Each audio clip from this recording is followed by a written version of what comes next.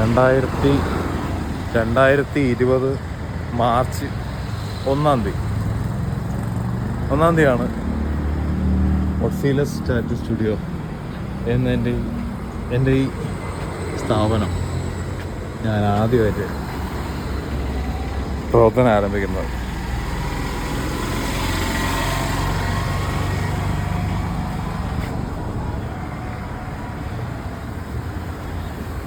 അത് പ്രവർത്തനം തുടങ്ങിയതും പേരിട്ടതും ഒക്കെ എല്ലാവരും നിമിത്തമായിരുന്നു. ഞാൻ ഒരിക്കലും പ്ലാൻ ചെയ്തൊരു സംഭവമല്ല. ഞാൻ ഒരു ടാറ്റു സ്റ്റുഡിയോയിൽ ടാറ്റു പഠിക്കാൻ പോയി അവിടെ ഒരു അപ്രന്റീസായിട്ട്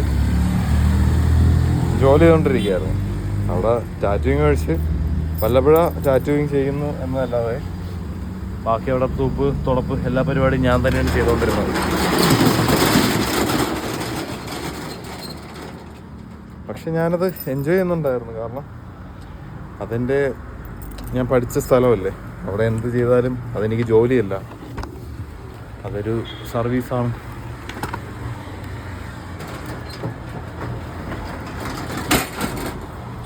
അവിടെ നിന്നൊരു ചെറിയ സംസാരം ആയതിനു ശേഷമാണ് ഞാൻ അവിടെ വിട്ട് ഇറങ്ങുന്നത്. അവിടെ വിട്ട് ഇറങ്ങിയിട്ട് എനിക്ക് എന്ത് ചെയ്യണമെന്ന് ഒരു പിടിയില്ലായിരുന്നു. ആകെ ഞാൻ പഠിച്ചതും ചെയ്തതായിട്ടുള്ള ജോലി ടാറ്റു ചെയ്യുക എന്നത് മാത്രമാണ്. അതിൽ ഞാൻ കോൺഫിഡൻ്റ് അല്ല. അങ്ങനെ ഞാൻ തിരിച്ച് ബസ്സിൽ അവിടുത്തെ ജോലി അവസാനിപ്പിച്ചിട്ട് ഞാൻ ഇങ്ങനെ നടന്നു വരുമ്പോൾ ബസ്സിൽ വരുമ്പോൾ ഞാൻ ഈ കടമുറി കണ്ടു. നിങ്ങൾ ഈ കണ്ട കടമുറി അടഞ്ഞു കിടക്കുകയാണ്, വേറെ കടയൊന്നുമില്ല, അടഞ്ഞു കിടക്കുകയാണ്. വാടകയ്ക്ക് വാടകയ്ക്ക് എഴുതി വെച്ചേക്കാണ്. എനിക്കിഷ്ടപ്പെട്ട്, നല്ല സ്പോട്ട്. അപ്പോഴേ ഒരു അട്രാക്ഷൻ തോന്നി. ഞാൻ അങ്ങനെ അന്ന് ഉച്ചയ്ക്ക് വീട്ടിലെത്തി കഴിച്ചിട്ട് കട്ടിൽ കിടന്നിങ്ങനെ ആലോചിക്കുകയാണ്, ആരായിരിക്കും ടാറ്റു ആദ്യം ചെയ്തത് ലോകത്ത്. അങ്ങനെ സെർച്ച് ചെയ്ത് നോക്കിയപ്പോഴത്തേക്കാണ് ഒട്സി എന്നൊരാളെ പറ്റി, ഒരു മമ്മിയെ പറ്റി ഞാൻ അറിയണത്.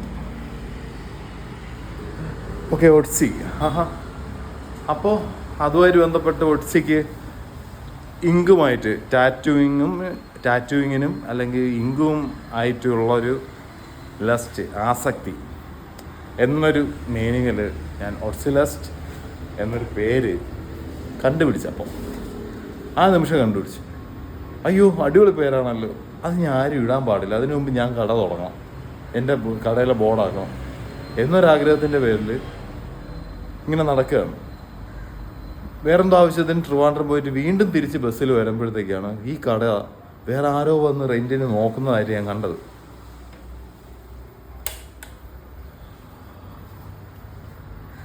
അപ്പോൾ എൻ്റെ ചങ്കിൽ അയ്യോ കട പോവോ എന്നൊരു തോന്നല്. എന്ത് കണ്ടെന്ന് അറിയാൻ വയ്യ.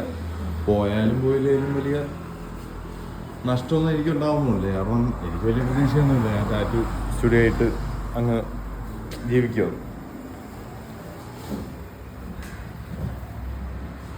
വീട്ടിൽ നിന്ന് അമ്മയോടെ പോയി ചോദിച്ച് അച്ഛൻ്റെ നിന്ന് 2 ലക്ഷം രൂപ എനിക്ക് തന്നു. അതും കൊണ്ട് ഞാൻ ഈ കടയുടെ ഓണർ ഒന്ന് കണ്ട് 75,000 രൂപ ഞാൻ ഡെപ്പോസിറ്റ് കൊടുത്തു.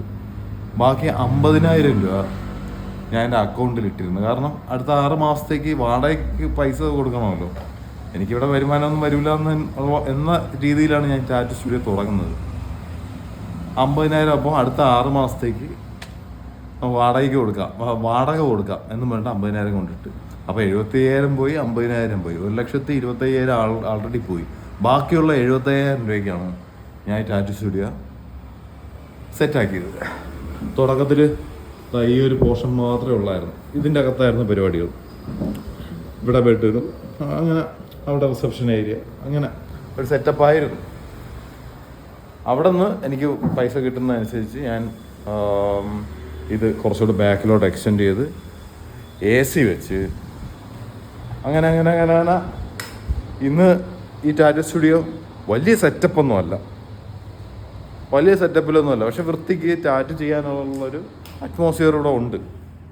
അതുണ്ടാക്കിയെടുത്ത എല്ലാം ഞാൻ പടിപടിയായിട്ട് വർക്ക് ചെയ്ത പൈസ ശേഖരിച്ച് അത് കൂട്ടി വെച്ച് അത് ഒരു എമൗണ്ട് ആകുമ്പോഴത്തേക്കും അടുത്ത വർക്ക് ചെയ്ത് ഞാൻ എൻ്റെ ടാറ്റു സ്റ്റുഡിയോ ഈ ഒരു സെറ്റപ്പിലാക്കി എടുത്തു. This is not enough. അതെനിക്കറിയാം. ടാറ്റു സ്റ്റുഡിയോ എന്ന് പറയുമ്പോൾ അതിനുള്ള ഗിമിക്കുകളൊന്നും ഇവിടെ ഇല്ല. പക്ഷേ ഞാൻ ഉദ്ദേശിക്കുന്നത് എനിക്ക് സമാധാനമായിട്ട് വന്നിരിക്കണം, വർക്ക് ചെയ്യണം. പക്ഷേ വർക്ക്, പൈസ, അതിലുപരി സത്യം പറഞ്ഞാൽ ഈ കടമുറിക്ക് എന്തോ ഒരു മാജിക്കുണ്ട്.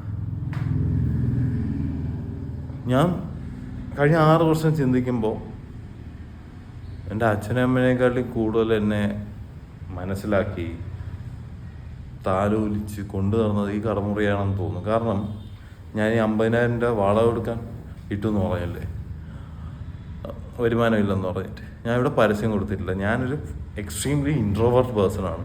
ആരും ഒരു സംസാരമില്ല, അങ്ങേയറ്റം നക്കിയാണ്. ഈ അഡ്വർടൈസ്മെൻ്റ് ഒന്നും പൈസ കൊടുക്കില്ല, ബോർഡ് തന്നെ. അങ്ങനെയുള്ള എന്നെ ആദ്യത്തെ മന്തിൽ എനിക്ക് 50,000 രൂപയാണ് ഒരു മാസം കിട്ടിയത്. അടുത്ത 2-3 മാസങ്ങൾ സ്ഥിരം ഇത് തന്നെയായിരുന്നു കിട്ടി, കണ്ടിന്യൂ. ഒന്ന് റേറ്റ് കുറവായിരുന്നു. റേറ്റ് കുറയാൻ കാരണം എന്ന് പറയുമ്പം അന്ന് ഞാൻ കോൺഫിഡൻ്റ് അല്ല. എനിക്ക് സ്വന്തമായിട്ടൊരു നല്ല വർക്ക് ചെയ്യാൻ പറ്റും, ഒരു ചെറിയ വർക്ക് പോലും തെറ്റില്ലാതെ പറ്റും എന്നൊരു കോൺഫിഡൻസ് എനിക്കില്ലായിരുന്നു. അതുകൊണ്ട് തന്നെ ഞാൻ അങ്ങേറ്റം താഴ്ന്ന റേറ്റാണ് മേടിച്ചുകൊണ്ടിരുന്നത്. എന്നെ ഇന്ന് 6 കൊല്ലമായി.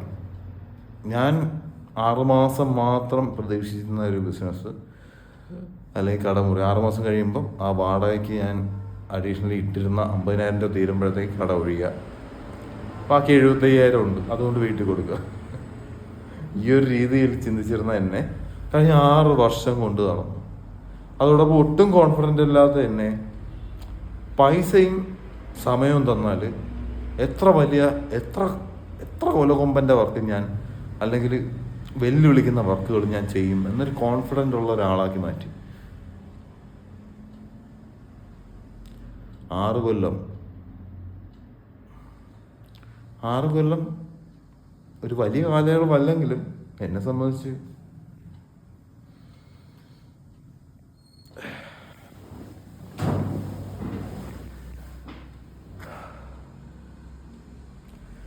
ടാറ്റു സ്റ്റുഡിയോ ഓപ്പൺ ആക്കുന്നത് കോമഡിയാണ്.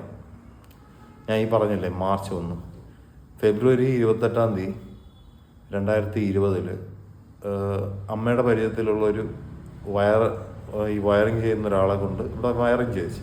അയാളോട് അമ്മ പറഞ്ഞു തരുന്നത് അവന് നാളെ തന്നെ കട തുറക്കണം, അതുകൊണ്ടാണ് ഇതിനെ അത്യാവശ്യപ്പെട്ട് ചെയ്യേണ്ടതെന്ന്. അപ്പോൾ അയാളൊന്ന് പാതിരാത്രി ഇരുന്ന് അങ്ങനെ ചെയ്തു തന്നു.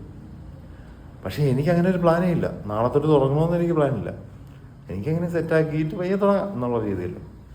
ഈ വയറിങ്കാരൻ എൻ്റെ അടുത്ത് പറഞ്ഞ്, നാളെ തൊട്ടല്ലേ തുറക്കുന്നതെന്ന് ചോദിച്ചു. ഞാൻ പറഞ്ഞു നാളെ തൊട്ടൊന്നുമല്ല, ഞാനത് തീരുമാനിച്ചിട്ടില്ല. അപ്പോൾ ഇയാൾ പറഞ്ഞു, നിൻ്റെ അമ്മ നാളെ തൊട്ടാണ് നീ തുറക്കുന്നത് എന്ന് പറഞ്ഞുകൊണ്ടാണ് ഞാൻ ഇങ്ങനെ കുത്തിയിരുന്ന് എന്നെ തീർത്ത് തന്നത്. അപ്പോൾ എനിക്കൊരു ഫീല് വന്നു. ആ ഫീല് കൊണ്ട് ഞാൻ പിറ്റേന്നൊരു വിളക്കും വീട്ടിൽ നിന്ന് എടുത്ത് ഇവിടെ കൊണ്ട് വിളക്കം കത്തിച്ച് 10 മണിയായപ്പോഴത്തേക്ക് സ്റ്റുഡിയോ തുറന്നു. ഈ ബിൽഡിംഗ് ഓണർ തൊട്ട് താഴെയാണ് താമസിക്കുന്നത്. എന്നിട്ട് ഞാൻ ഉടനെ ഒരു ബേക്കറി പോയിട്ട് കുറച്ച് ലഡു എടുത്തിട്ട് ആ ബിൽഡിംഗ് ഓണറിന് ഒരു ലഡു കൊടുത്തു. എന്നിട്ട് പറഞ്ഞ് ഞാൻ ഉദ്ഘാടനം ചെയ്തു. എല്ലാവർക്കും അന്തം പോയി. അയാൾക്ക് 4-5 കടമുറികളുണ്ട്. അയാളുടെ ലൈഫിൽ ഇങ്ങനെ ഒരു ഉദ്ഘാടനം നടത്തിയത് കണ്ടിട്ടില്ല. ആ പ്രദേശത്ത് ഒരാൾ പറഞ്ഞിട്ടില്ല ടാറ്റു ഒരു കട ഓപ്പൺ ആയത്. അങ്ങനെ കട തുറന്ന്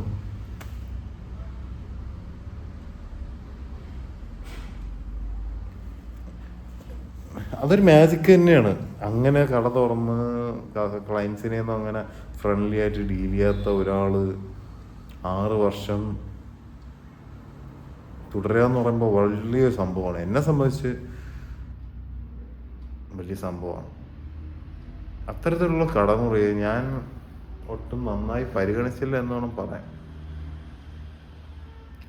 ഞാനിവിടെ നിന്ന് ഉണ്ടാകുന്ന പൈസകൾ ഫുള്ളും ഈ കട ഒന്ന് അത്യാവശ്യം ഇരുന്ന് വർക്ക് ചെയ്യാനുള്ള ലെവൽ വരെ ആക്കിയിട്ട് ബാക്കിയെല്ലാം എൻ്റെ പേഴ്സണൽ ഗ്രോത്തിന് വേണ്ടിയിട്ട് കാറ് വാങ്ങി, ബൈക്ക് വാങ്ങി, അങ്ങനെയുള്ള പേഴ്സണൽ ആയിട്ടുള്ള കാര്യങ്ങൾക്കും സന്തോഷത്തിനും വേണ്ടി ചിലവാക്കി ഈ കടയെ ഞാൻ അത്രത്തോളം അങ്ങ്, അതങ്ങനെയാണല്ലോ, നമ്മളെ കൂടുതൽ പരിഗണിക്കുന്ന ആൾക്കാരെയാണ് നമ്മൾ കൂടുതൽ അവഗണിക്കുന്നത്.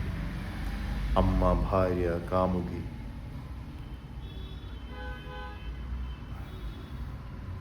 എനിവേ, ഇന്ന് 2026 മാർച്ച് 1 എൻ്റെ ടാറ്റു സ്റ്റുഡിയോയുടെ 6ാം പിറന്നാൾ.